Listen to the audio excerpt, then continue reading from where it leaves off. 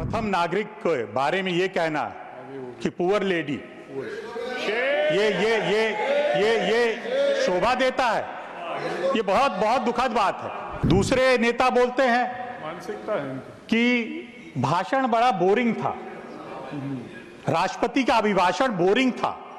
राष्ट्रपति का अभिभाषण मनोरंजन के लिए नहीं होता है, वो बहुत एक संजीदा चीज है जिसको उनको समझना पड़ेगा। देश के भविष्य, ये एक दस्तावेज है जो देश के भविष्य और जो पिछले 1 साल में काम हुए हमारी सरकार ने किए उसको बताया जाता है। ये मनोरंजन के लिए नहीं, इसमें चुटकुले नहीं होंगे। एक प्रदेश के पूर्व मुख्यमंत्री हैं, वो बोलते हैं कि हरियाणा जहरीला पानी छोड़ रहा है, वो दिल्ली को जहरीला पानी दे रहा है। और मेरे तो आश्चर्य है कि ऐसा कोई पूर्व मुख्यमंत्री बोल सकता है।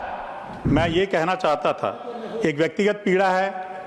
राष्ट्रपति के अभिभाषण के बाद हमारे कुछ विपक्ष के वरिष्ठ नेता बाहर गए, प्रेस के सामने जो उन्होंने वक्तव्य दिए, उस समय व्यक्तिगत रूप से तो दुखी है ही हूं। मेरे अलावा मेरे ख्याल से देश के हर एक व्यक्ति उससे दुखी है।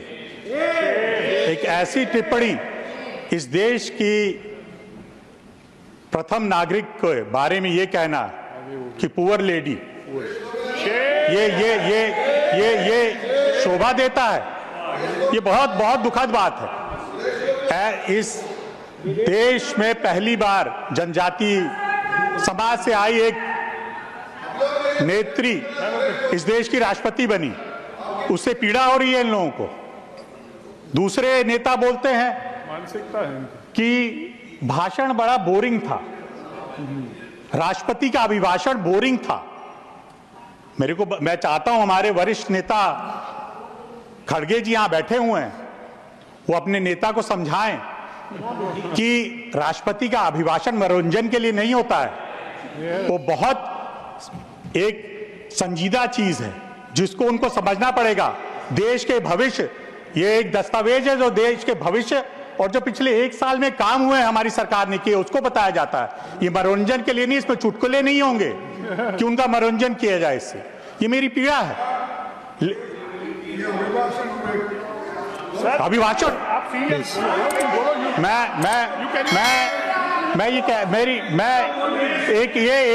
ये आजकल एक चल रहा है।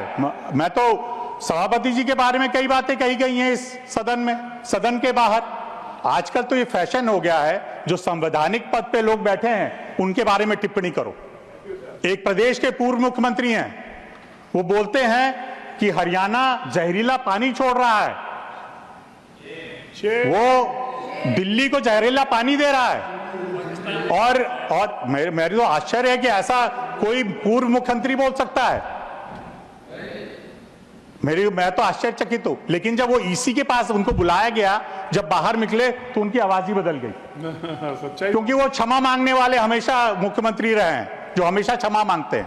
एक धारणा बन गई है, उनको चिंता थी। वो कहते थे, भाषण दे रहे थे कि इसलिए ईसी ऐसा काम कर रहे हैं क्योंकि उनको अपने भविष्य की, कुछ दिनों बाद रिटायर हो जाएंगे, उनको अपनी भविष्य की चिंता है। वो अपनी भविष्य की चिंता करें। 8 तारीख को दिल्ली की जनता उनको हमेशा के लिए विदा कर देगी। वो अपनी चिंता करें, दूसरों की चिंता ना करें। इसलिए मैं हैरान हूं कि ऐसे ऐसे वक्तव्य दिए जा रहे हैं चुनाव के समय। हमारे साथी बोल रहे हैं ये विषय नहीं है, यही विषय है और कोई विषय नहीं है। राष्ट्रपति के अभिभाषण में देश का हर चीज व्यक्त की जा सकती है, यही तो है। अब दिल्ली की बात हो रही तो चिंता हो रही है इन लोगों को। इसलिए चिंता हो रही है कि दिल्ली से विदा हो रहे हैं अब ये लोग। जो दिल्ली ने देखा है पिछले 10 सालों में, उससे विदा हो रहे तो इनको चिंता हो रही है। दिल्ली पे मैं बाद में आऊंगा, जरूर आऊंगा। और यही दिल्ली के बाद बिहार, उत्तर प्रदेश, सब पे आऊंगा मैं। क्यों नहीं आए?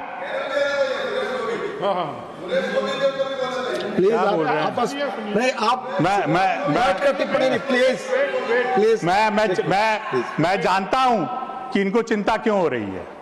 वो बात महामहिम ने अपने भाषण में कहा था कि जब तीसरी बार मोदी जी की सरकार आई है तो 3 गुना गति से काम कर रही है। उससे इन लोगों को चिंता हो रही है, क्योंकि इनको अपना भविष्य दिखाई नहीं दे रहा है। पहले सोचते थे कि 29 में आ जाएंगे, अब तो उनको दिखाई नहीं दे रहा कि कब आएंगे कब नहीं आएंगे, तो इसलिए इनको परेशानी हो रही है, इसीलिए ऐसे वक्तव्य दिए जा रहे हैं।